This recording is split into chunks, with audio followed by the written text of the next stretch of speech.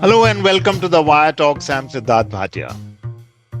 When the Supreme Court in 2018 ruled against Section 377, a great barrier was crossed. Sexual intercourse among same-sex couples was no longer a crime as it has been since colonial times. This removed the stigma of being homosexual. Or did it?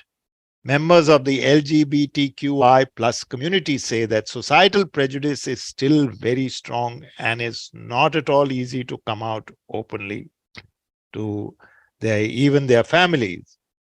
One such who did is Sharif Rangnekar, a former journalist and public relations consultant. Rangnekar came out to his mother and wrote a fine first book, Straight to Normal, My Life as a Gay Man, which described his experiences navigating social mores and expectations. Rangnekar started out as a journalist, like his father was a very, very well-known journalist and editor of the Economic Times, and since then has set up the Rainbow Lit Fest, queer and inclusive.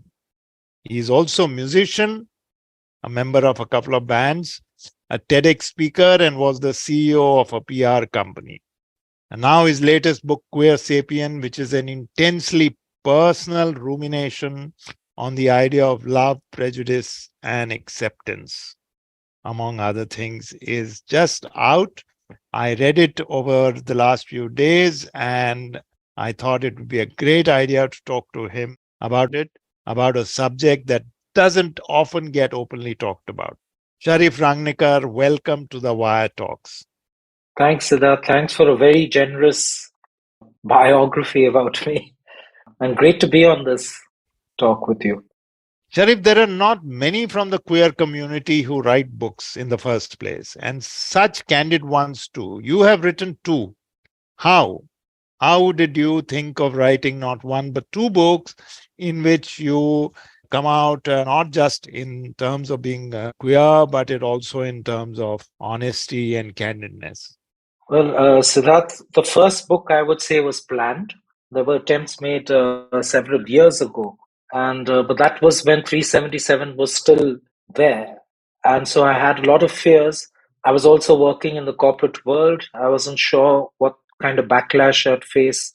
I was not sure how my mother would be treated. But when I was closing into 50 and I was unemployed, so my mother just walked into the room and she said, "What happened to this book that you were writing?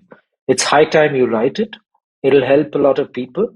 And that's how the first book actually happened. And I wrote like a reporter. So I spent 27 days on that book. The 27 second book days. was, I'm yes, sorry, I have to interrupt you. 27 days. People don't finish 27 stories days. in 27 days sometimes. Go ahead. Yeah, so that's more like a reporter's diary, I would say. And obviously, there were some edits later, but 27 days was when the manuscript was done and sent. The second book, I felt there were many things that had held back on talking about over several years. I think even being a PR man and being politically correct, always this risk of what you say and what you do and what your personal life might be, how it impacts business. All of those things had kept me from speaking up, sharing my thoughts. And I think in this book, in Queersapien, it what I proposed as a book was very different from what I eventually wrote. And as you said, this is very, very personal. I mean, there are people who thought Straight to Normal was very personal, but this one to me is personal because it's my politics. It's my outlook to life. It's how people I've known close to me, my mother included, have been treated as a mother when she was widowed. So it happened. It happened. It wasn't planned at all, this book. And it happened mostly while COVID was on, while we were all had to be locked in at homes, so I had space and time to write, but more than 27 days.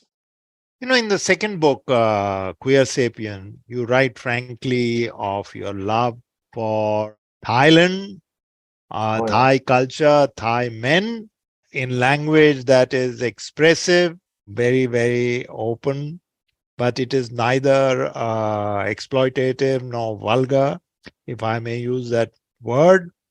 And it's a Now, I speak like a reader here. It's a considered, thoughtful book because it is, you realize what you're saying, but you want to say it. Is that a correct reading? Yeah, to an extent. There are many things I think I've written about in terms of my escapades or sexcapades with different boys in Thailand, including a masseur and an escort. It was considered to the extent that I think I deeply felt the need to bring out how humane and brilliant certain people are, given the prejudices that are carried about masseur or a sex worker, and how their dignity is robbed of them. And these two boys that I referred to, Pop and Non, in the book, I thought were incredibly brilliant, loving. So much I learned from the two of them that I felt a need. So in that sense, at least those portions were considered. There was a need that I wanted to tell people that anyone and everyone can love. Aren't you romanticizing Thailand a bit? But it was romantic for me, and I think that while there are so many things that I wouldn't stand for in that nation at this point in time, some of the politics that we've seen over several years, but at the end of the day, people like me still find a home, find a place, find dignity, find respect. There's a certain sense of freedom that we get in that sort of nation, in its cities like Bangkok and Phuket and various other places, So I think that is it's just beautiful. Now, there is a danger I see as a reader and as a writer, both, that you set out to write two books. Both of them are intensely personal. The danger is that the second one can become self indulgent to the point of being inward looking. And suppose a reader turns around and says, even though it's the journey of somebody who's an outsider, insider in some ways, like you are an insider because of your privilege, you are an outsider because of your sexuality. It becomes, as a reader, I might turn around and say, why do I care? How do you overcome that? Well, Siddharth, I've never written. I think the first book, as my mom said, was written keeping in mind that there was very limited literature out there. My mother felt that it's time I wrote, and maybe it was a way to get me occupied to do something. This book is me. It is self-indulgent as insofar as what I think and what I feel. And I've, over the years, not cared too much about what the market has to think and what society has to think. So if a reader doesn't like this book or feels that they don't care about what I think or what I feel, I strongly believe in queerness and democracy. So they don't have to believe. I'm not looking for bhakti and or something of that sort. So it really doesn't matter. I'm sure, and I've seen already that there are different takeaways from different people about the book. Some people find it's feminist. Some people say I've taken queerness to another extreme. Some people just love it and haven't said why. And there are others who, from the academic world, who feel that there could have been more research, but this was a memoir. So I can't cater. I mean, if I'm going to get down to catering to the market, then I'll be writing what the market wants and not what I want to. I've done enough of what society wants. Log kya kahenge? I've Yeah, done well, that. Yeah. in any case, it's impossible to please Yeah. everybody. You've referred already in the last 5 minutes or so to your mother and her prodding you to continue with the book, the first book during, or the second book during COVID. I know this, but perhaps you could tell the audience, the listeners, why your mother is so important, because how was it coming out to her and telling her? It must have been very emotionally gut-wrenching. If you can tell us the how it was. Well, let me.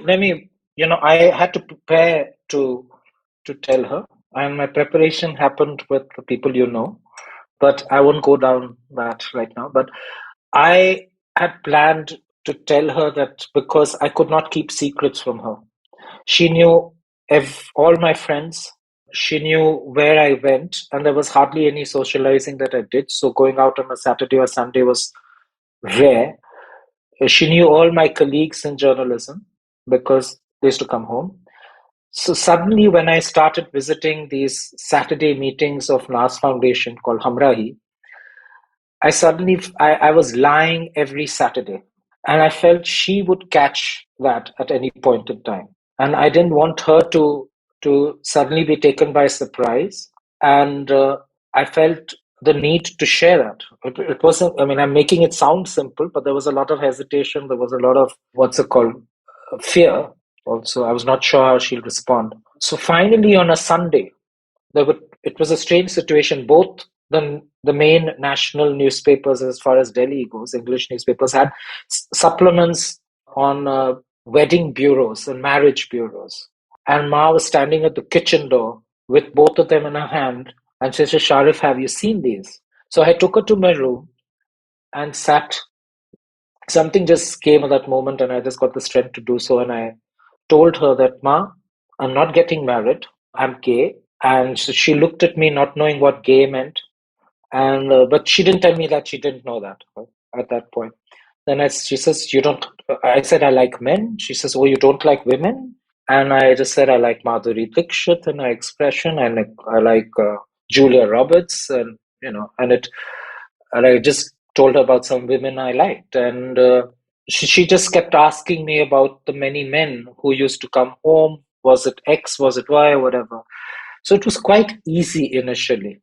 It's when I went through the journey of sort of coming to terms more and more about myself, meeting more people, and she was also trying to learn, that a lot of questions came up. But I'd say it's been much easier. She did have her doubts, because at that point in time, one of the leading English newspapers had a front page article, news report, which said homeopathy can cure homosexuality. So this is 1999, 2000, not too long ago. To cure. To cure. And so she went to a homeopath who was in our residential complex, who's no more. He was a cartoonist with one of the newspapers. And she asked him, and he actually said to her, yes. So she showed the news report to me, and I just said, "Ma, it's not a disease, And I got angry. And I also didn't have enough information to explain to her. So she put away the newspaper, but after that has never questioned me and has been very, very much part of my own growth. It must have been emotional. It was. It was. I mean, there were times when she asked me too many questions, but I told her one day, I said, "Ma, I don't know how to explain it, but I get a hard on." And that, I think, put an end to that conversation that time. But it's not been easy, I think, for her at different times when relatives or friends known to us ask questions. But I think she's just taken it and started looking at each one of us three boys as plants, and she as a gardener, and that each one requires different treatment and care. But, at the end of it, you did tell her that, and you did, in quotes, come out. It must have been, as I said, very, very tense and stressful for her as much as you. But it's done and behind you. But what are the pressures on somebody, especially in India, who wants to do that, let's say at an earlier age, at 20 or 22, or what are the pressures in India? And did your book, you think, help people doing it? It was not a help book, but did it help people to do it? Well, Sidharth, I have met a large number of people after Queersapien came out, and over the last year on some activist sort of functions. And I was surprised at some of the folks who have such a strong language and a vocabulary, that we didn't have. But they're telling me that straight to normal really has been part of their life, and it's helped them. I've heard from parents too, and some parents who have also got in touch with my mother to understand things. So it definitely has helped. And I think every piece of literature sort of helps, people. But coming out is not easy even today, and because you don't know how. You'll know how your parents are going to respond, and so you'll hold back. But coming out is also not a one-time affair.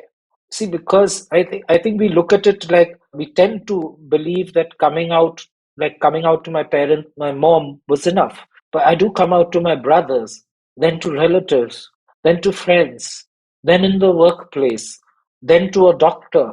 I mean, there are just so many times you have to go through that anxiety and that fear, not knowing how people respond and react. You don't know whether you're judged, hated, and whether that hate spills and gets to your home, and whether your mother or whoever else suffers at the hands of someone else, society as such. So it's a long process. I know quite a few people who've managed to come out after 377 was read down in September 2018. I know quite a few who've been welcomed. Some who said the law doesn't understand society and it's not part of our culture and religion and those kind of things. So I don't think one can easily generalize that because it's easy for someone, it's easy for 100 other people. So that kind of it's not easy. I know people who've been thrown out of homes. I know people who've moved out of home and tried to find a job and use economics as a means for freedom. So there is, I think, just different sort of experiences people have. Yeah, actually, I was going to come to Section 377. In 2018, Section 377 was finally done away with by the Supreme Court in a unanimous verdict, and it's gone. And being gay is at least not criminal anymore. It's not criminalized. Pride parades are taking place. We read about parents accepting their child's queerness. So you might think that, when we read about mother and son, or mother and or a daughter saying, here are my parents, they are proud of me, etc. It all sounds rosy, but still there are problems faced by the LGBTQI plus community. And why is this dichotomy, if I can term it that way, that everything looks legally and otherwise fine, and yet it is very, very difficult. Yes. See, Siddharth, I mean, I think as a nation, we're anyway strange. Like we have extremely rich people and devastatingly poor folks. Then we also have, I find, like while you have parents who are welcoming, we've had enough and more cases of suicide, mental health issues. We've had people who've struggled in the workplace. We've had just last year where a young boy, R.V. Malhotra, ended his life in a DPS school in Faridabad. We've had an IIT kid die. We've had young lesbian couples who had to turn to courts to protect themselves against parents. So I think law plays its role in protecting certain rights, but to remove social stigma, which has been there for so long, is a huge challenge. And I don't think law changes everything. If law changed everything, we wouldn't be so corrupt. We wouldn't drive the way we drive on the streets here. So I think culturally, we are not a very easy sort of set of people. To bring change is a huge task. And I think also when it comes to representation, it is dominated largely by English speaking people, and it is dominated by English press. There is a certain affluence attached to queerness, even in cinema, with the exception of a couple of movies here and there. That sort of makes a large number of people believe that this is still a Western import, and that is ये तो modern है. It's like a woman choosing to work, to wear certain things, to have a drink, it is still carries a certain taboo. And so I think we suffer from that, while you might have very accepting, loving parents. But I know parents who have sent their children out. They feel that the child will be safer, but that's privilege. That's like, you have to have a lot of money. You have to have those qualifications to seek a job elsewhere. So I think we've got a long way to go, and we're not focused on anti-discrimination to protect lives of queer children. We're not working on that. We're not doing enough on that. Is there also a lot of hypocrisy? I am a very liberal parent, and I believe people should be allowed to love whoever they want to, but as long as my child doesn't, and if my son Yeah. declares himself, I'm going to get him married by force and spoil somebody else's life too. Is there a bit of that too? Yes, very much. And I've seen that. I've had people come, hug me, etc. And then when the daughter got married to a gay man, this is very recent, they refused to take the daughter back home. They said, "That's your marriage, stick with it. And he happens to be gay, that's your problem." And but they're accepting gay folks. They don't. They say they love their daughter. So I've seen reverse situations as well. Plenty of them. I've seen a friend of mine who was working in another PR agency doing with very supportive leaders in the company, who, out of the fear of honor killing, got married. So that's theirs too. So, in fact, if you have seen them, I presume this is a very urban situation. So it's not as if the urban, westernized urban situation is any better than what we have a prejudice against small towns, etc. Because I just read, and you must have just read about a trans couple in Kerala, I think, Yeah, where they have just delivered a baby. they're held back Um, on transition. Yeah, yeah, yeah. after transition. Now, I mean, we can't cover everything, but there are certain things I just do want your opinion on. Is there may be some intra-community issues to be solved too, resolved. You write in Queersapien about how another organization got to do a parade, and how, because that organization didn't have followers, very few people turned up. And you also write about the corporate sector, which is trying to take over Pride and make it into one large marketing event when it should be a community managed event. So, is there still no unity, or is this just an exaggeration? So I think after 2014, we have seen every possible fault line that the nation has sort of brought to the top for everyone to see, hear. I mean, visibility, vocality. It's there across the LGBTQIA plus community, because the community also intersects with caste, class, religion, color, language, all of those, you know, all of those elements that sort of define people in different ways exist in this community. So, and at the same time, we have these debates and discussions perpetually of brands and products wanting to exploit the movement and use it to appear inclusive. And at the same time, you will have a large number of queer folks who will stand up and remind everyone that queer is still, the Pride March is still, a political expression. It is about human rights. It's about our lives. It's about celebrating our lives, remembering the lives lost. It is about the Stonewall riots as much as it's about all the discrimination that continues to happen. So while all of these differences exist, we have some others which are within the LGBTQIA, other than the politics of left and right. It is of representation, and we keep questioning ourselves that gay men, cis gay men, usually are the voices heard and the people seen. The representation of women is extremely low, and that accounts to even who the press talks to. You know, then we have very limited understanding of transition and the lives of transgender folks. And, who's a trans man? The trans man representation is limited, and that becomes again an issue of debate within the community. There is almost no representation of intersex, very limited. There's very little knowledge on asexuals. So there is an issue of representation which keeps getting debated, discussed within the community, and quite often also there are conflict zones around that. So things aren't as beautiful and rosy as the few of us who can come out and speak, our lives. So all of this exists, and it does make it very difficult.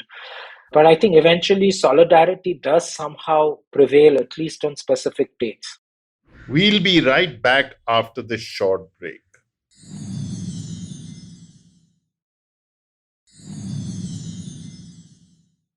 Welcome back to the Wire Talks.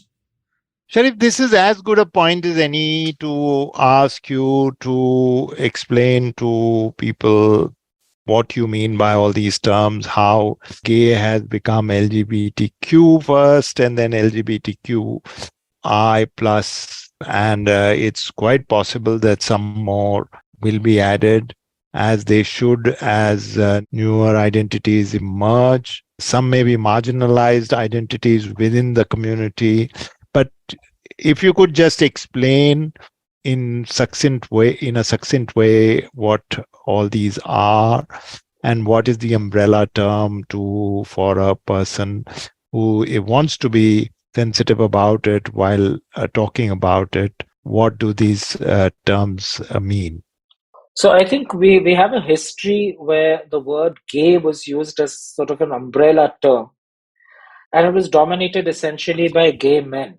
And over a period of time, in the 1990s, the word queer was adopted. It was used in a very negative manner. Obviously, we used to have headlines in newspapers saying queering the pitch. It was always a challenge. It was always some sort of negative term used for anyone who identified outside the space of heterosexuality.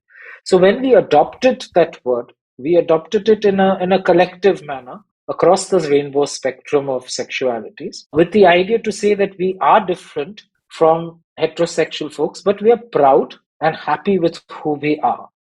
And so, but within that umbrella, you have the lesbians, you have homosexuality, you have the transgender community, you have asexual folks who came in much later because A wasn't used till very recently. You have bisexual people. So you have that whole spectrum which is around there, which brings specificity to each individual's identity so that they also feel they belong to something. As of now, there are over 20 types of sexuality, and that number is increasing. And within queer, you also have the intersections now of caste, of color, of disability, of marginalized religious groups, depending on which part of the world you are in. So it's sort of become a very broad term and a broad word, and it sort of says that we might be odd to the mainstream majority, but that oddity is also our strength, and we are not ashamed of it. We are proud of it. Is it at all possible to achieve complete unity in the LGBTQI plus community with different pulls and pressures? See, your view, because obviously I'm not using you as a representative. Yeah. I can't speak for all of this. No, but just generally. See, I think queer is a word used if it is to challenge or to differ or distinguish itself from the mainstream majority in terms of sexuality or challenging social constructs. I think it's perfectly fine. But I think specificity of sexuality of each identity is extremely important, because it's as much as when we say a woman has been raped, we look at it very differently when a Dalit woman is raped by a high caste individual, because that plays into a different set of power issues. And I also feel that if we don't look at the specificity of a lesbian person's life and their needs, and similarly, if a gay or a bisexual or an asexual or a transgender or an intersex, we don't find solutions through policy, through law, through rules, through whatever else to accommodate their existence. So I think it's when we talk queer and I say I identify as a gay man, I bring what my sexual identity is and therefore my lived experience of a gay man, and that I'm attracted, I'm homosexual, I'm attracted to other men. And I have a certain set of issues, a set of privileges being a man too. Similarly, I feel that if we don't address these various sexualities, we will not be doing justice to their existence, their needs. It's like erasing certain lives in a country and then therefore saying they don't exist. And so we don't need to spend time on laws for them. We don't need to spend time on finding solutions for them, whether they're in schools or colleges or wherever they may be. It's exactly the problem that was created by the Supreme Court in 2013, saying that we're a minuscule minority and so therefore it doesn't matter. So that therefore we don't matter. So we shouldn't get caught in that. Can we achieve it? Wow, that's tough. That's tough. Because that comes down to representation, voices, and it's not unachievable, but that is very difficult uh, when politics of majority versus minority in any case are quite toxic. Oh, in any case, they are toxic. They're well said. Yeah. Sharif, further on in the book, you say in one place, our joys through relationships were so uncertain and brief that some couples celebrated a 1-week anniversary of being Yeah. together. Are queer relationships so fragile? Is it because social pressures play a big role or something else? Well, I think social pressures definitely play a big role. And also, quite often you could be caught in a relationship where a person is not out at home, not out in public spaces, or only at home. Now that, creates an incompleteness within the person, and in that incompleteness, they can never give their full selves to a relationship. And when your relationship, because of the way society is, or because of the fact that you live in so much fear, that you can never be your full self, you can't, if you're reduced, if your relationship is reduced to a bedroom only, now how much can that relationship flourish? You need public spaces, you need every space that everyone else has. You should feel safe walking down the streets, at a bus stop, taking an auto, being in the metro. You should be safe in a school, in a college, at the workplace. You shouldn't feel ashamed or uncomfortable when you go for healthcare. So there's so much that one misses when one doesn't have all of that to make a relationship work. And when there's only a few people coming out, at least at the time that most of my life was lived, there were just hardly a few people you could easily find. You had to look and you'll find them in a party. Nowadays, you find them on chat sites, but nowadays you also have issues of hate, of blackmailing. You go on a date and you suddenly find that guy is actually straight and he's out there to embezzle funds out of you, expose you, so to say. So you do have all these things. I mean, I'm painting a very dark and negative picture. It's changing in pockets, but to feel full in your whole self is a tough journey. As I said earlier, the many levels of coming out, and it takes that much time to feel confident that you don't feel you're alien in any place that you are, other than carrying a foreign passport to another country. Well, that's going to take, as they say, wo subah kabhi to aayegi. This is not a country that moves fast and rapidly. Not at all. No, not at all. Yeah. Do you think your identity as a gay man impacts all your other activities at work, in interpersonal relationships, in the friends you have, in the things you say, in the books you read? Is it front and center in your life, or you open yourselves to all kinds of other experiences apart from the sexual? Very much. I think, Siddharth, I'm very lucky that I was a journalist. I was exposed to all kinds of things as a journalist, as a business journalist, and different sets of people. So my friend circle is a mix of musicians, some academic folks, thanks to my late brother also. There are people who are queer, gay, and so it's a mixed sort of thing. And I think since I've done different things over the years, I automatically have interacted with a mixed set of people, and it's not always been about being a gay man. And so even in this book, for example, it does overlap with feminism. It does talk about neoliberalism and representation, and that representation, when I look at it, it's not only about sexual minorities. So I think even when it comes to my music, as I say in one of the chapters, I am hugely influenced by Bob Dylan. But Bob Dylan played a role also in civil rights. I'm influenced by John Lennon, not necessarily just by the song Imagine. There is so much else that Lennon wrote. Roger Waters is writing in Pink Floyd. So it's not all queer. I mean, I'm not necessarily going to find Mariah Carey and then define my sexuality through Mariah Carey or Beyonce, or Madonna for that matter. But you do mention Cher at one spot.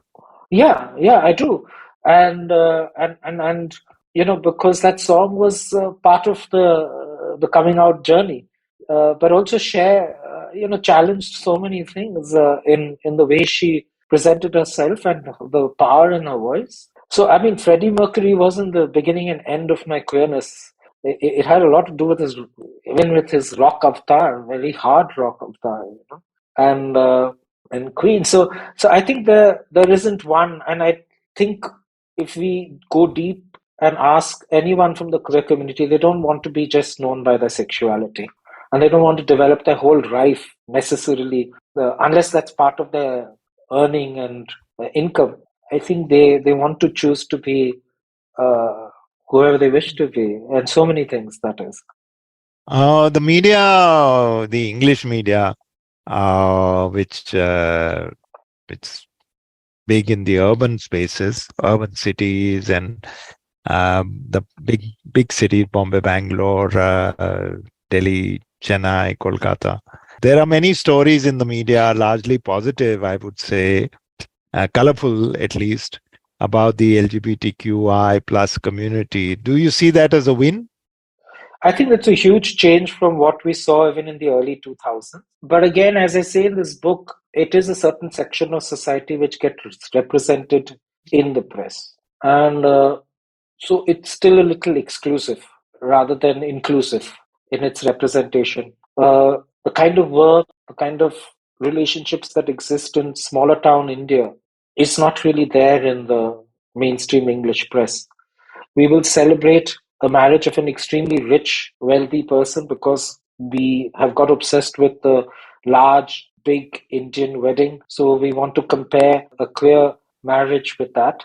But I know of people who come from a middle class and lower middle class homes where the parents have blessed them. They've had a pandit. They've done the sat phere and all of that.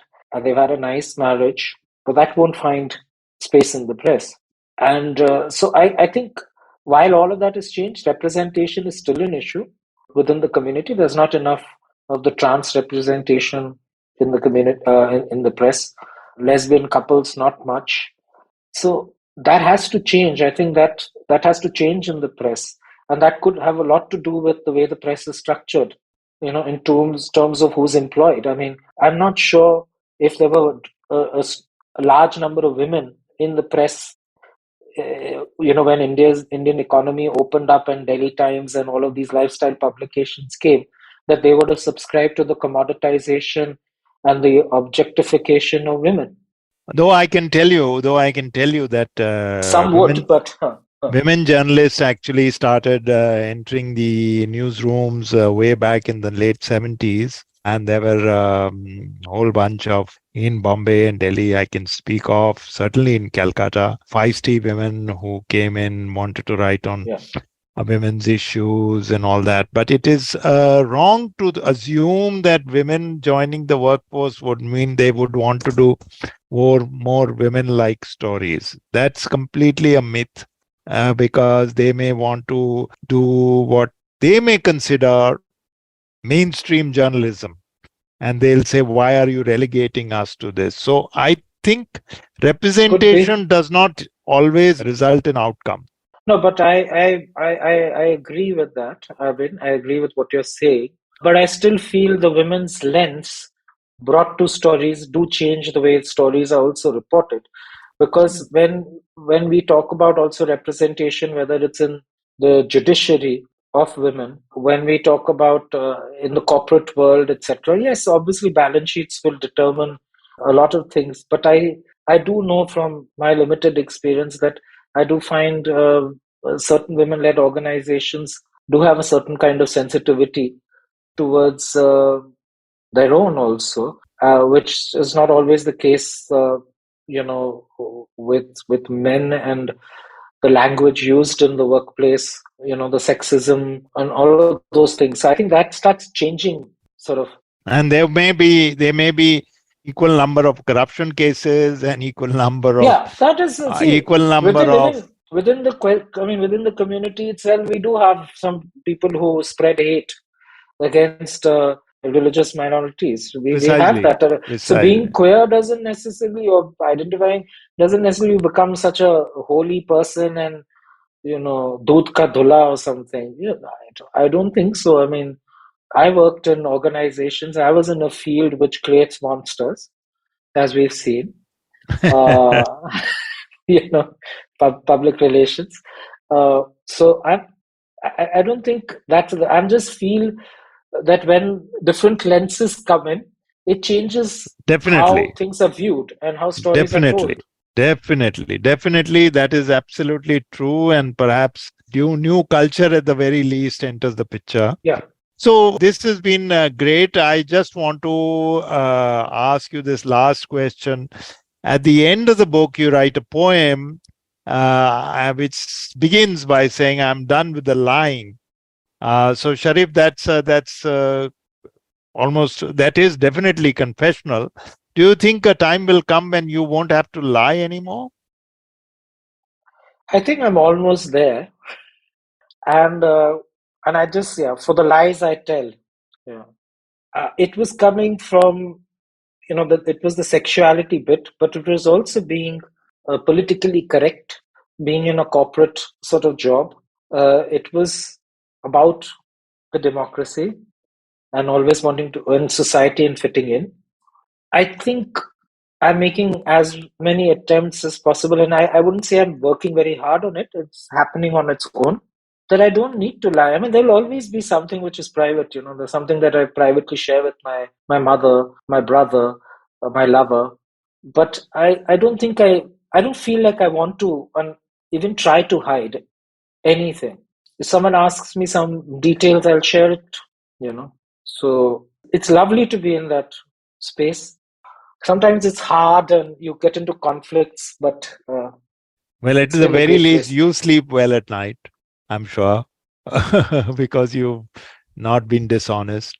But may others also be able to not lie anymore. I think that time should come. It's been a wonderful experience talking to you. Thank you, Sharif, for firstly your insights into the issues of the LGBTQI plus community, and secondly for your sensitively written book on your own personal journey. That was Sharif Rangnekar, author of Queersapien, his new book on the struggles as a gay man and also on the wider challenges that the queer community faces. We will be back once again next week with another guest on the Wire Talks. Till then, from me, Sidharth Bhatia, and the rest of the team, goodbye. You can check out this podcast and other interesting ones on the Wire website, the IVM Podcast website, app, or wherever else that you get your podcasts.